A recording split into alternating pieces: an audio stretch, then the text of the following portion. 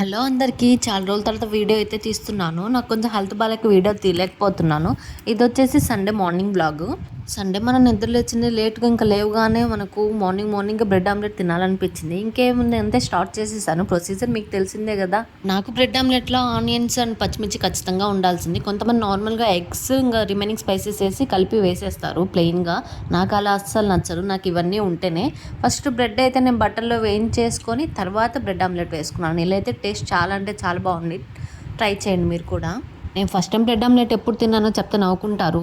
BTech తర్వాత నోయిడాలో జాబ్‌కి వెళ్ళినప్పుడు ట్రైనింగ్ పీరియడ్‌లో క్యాంటీన్‌లో తిన్నాను.